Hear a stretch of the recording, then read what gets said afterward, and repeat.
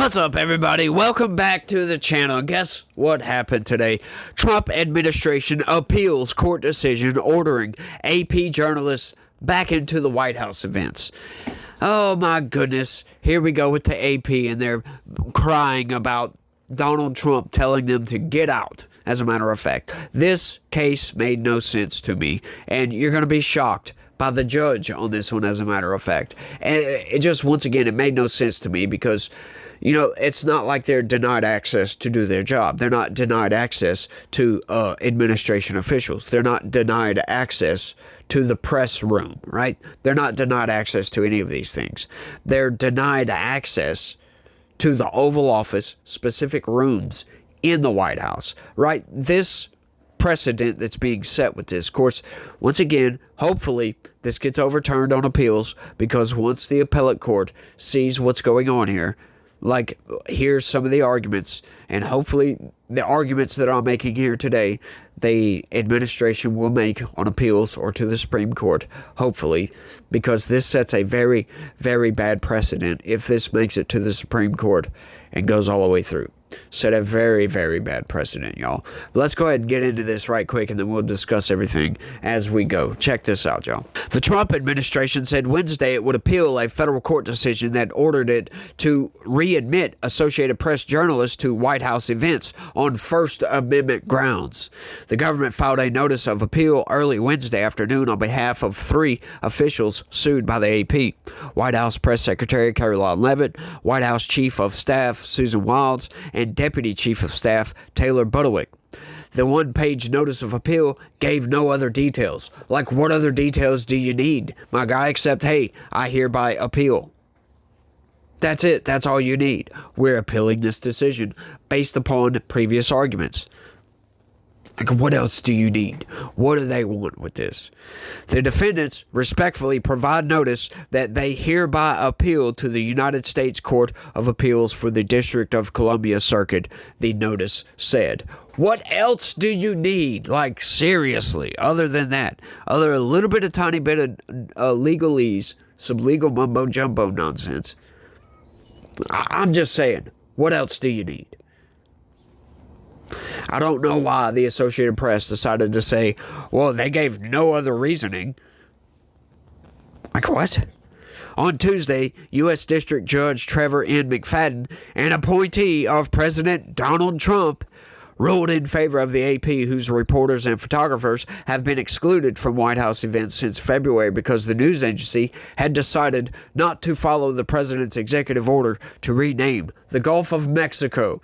And they made sure not to tell you what they renamed it to. Of course, we already know what it was renamed to. And once again, like I always say about all of this, every time they say, oh, it's a Trump appointee, oh my goodness, like, that doesn't matter who it was. Do you think, like, seriously, it's like they think that Donald Trump or Barack Obama knows these people personally, that they add this in there always as if it's some sort of gotcha or something like that, right? Like, it just doesn't make any sense. Why? What's the reasoning for telling us who appointed this federal judge? I don't understand that at all. Never have, and I don't think I ever will. You could explain it to me, and I'll still say it doesn't make any sense. It really doesn't.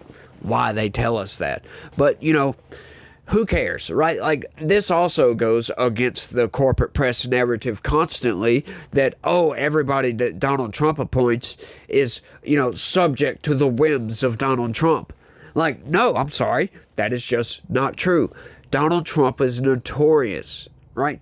And I will say almost infamous for hiring very, very bad people in his first term. This is why we're cheering him on in his second term, because he has strayed far from that path. He's had a couple of people that I'm like, they're kind of iffy, but I wouldn't outright say bad, like John Bolton, right? Like a lot of people. I'm not going to get into names, but, you know, he was bad for appointing bad people in his first term. And the federal circuit is, you know, no exception to that, right? The establishment, Republican Party was still much in charge of the Republican Party at that point. And it's his advisors. if he hired bad people for his advisors and others, right, don't you think that they are going to hire bad people as well?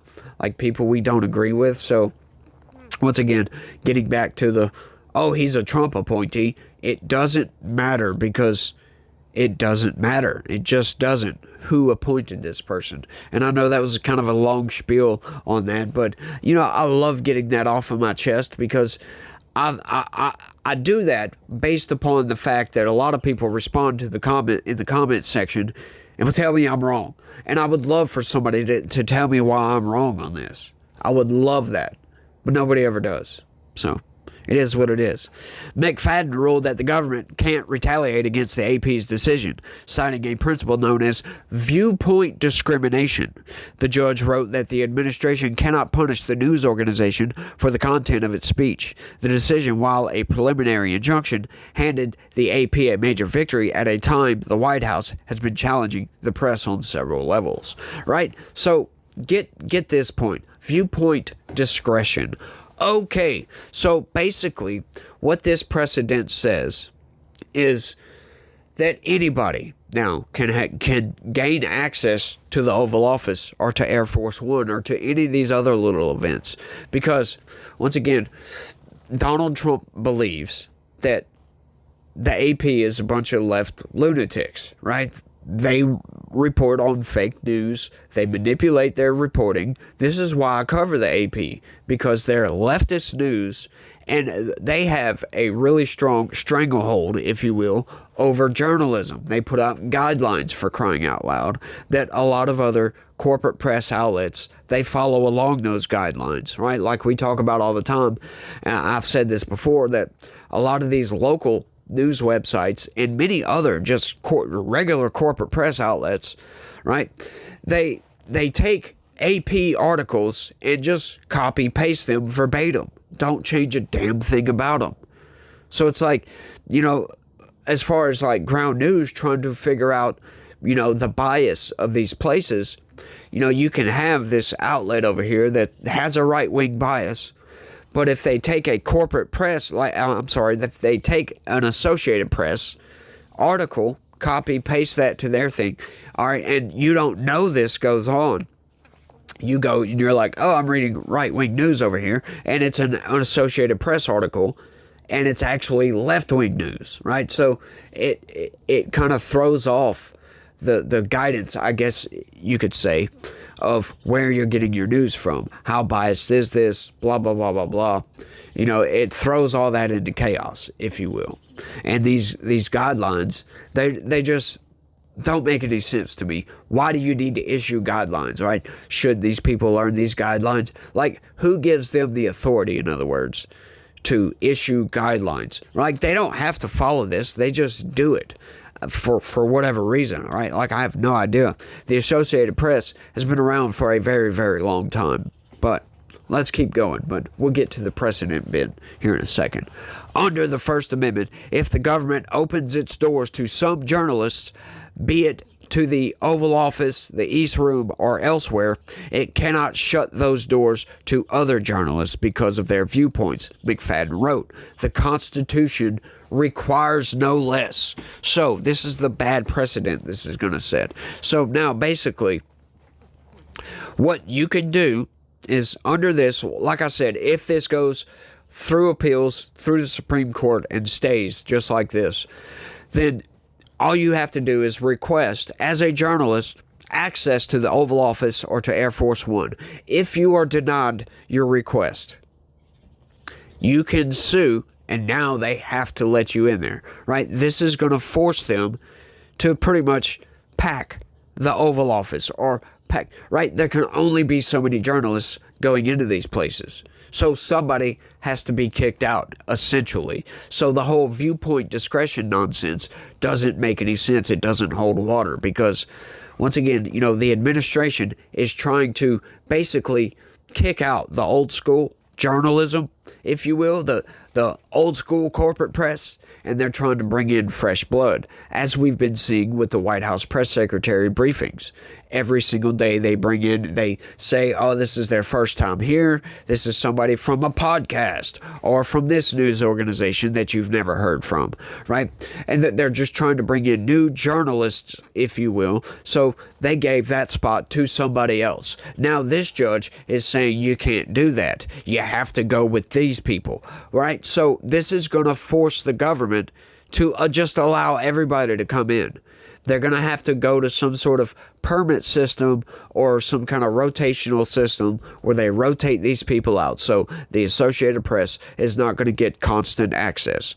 This is absurd on its face. It sets a very bad precedent, in my opinion, because once again, like I said, now just anybody like me, I could say I'm a journalist because under the definition of what a journalist is, technically I'm a journalist because I read and present the news to you guys, right? So if I were to go and ask for a request to be allowed access to the Oval Office and they didn't let me come in because I'm a freaking nobody, right? I could sue them and say, hey, you know, my First Amendment rights are being trampled all over. Blah, blah, blah, blah, blah, blah, blah.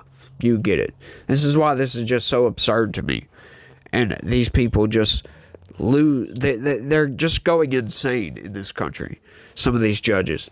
The AP has been blocked since February 11th from being among the small group of journalists to cover Trump in the Oval Office or aboard Air Force One, with sporadic ability to cover him at events in the East Room. Trump has dismissed the AP, which was established in 1846 as a group of radical left lunatics, and said that we're going to keep them out until such time as they agree. It's the Gulf of America, which it is. Like, that's another point of hypocrisy for the Associated Press, right? Like, they have no problem with calling Lafayette Square BLM Plaza. They had no problem changing that whatsoever, right? They were quick to change that. Like all these forts that were getting renamed from Confederate names to, you know, modern names or whatever, right? Like from Fort Polk to Fort Johnson. They have no problem doing that. This is why this is another aspect. It's kind of petty, but it's another aspect as to why this is absurd.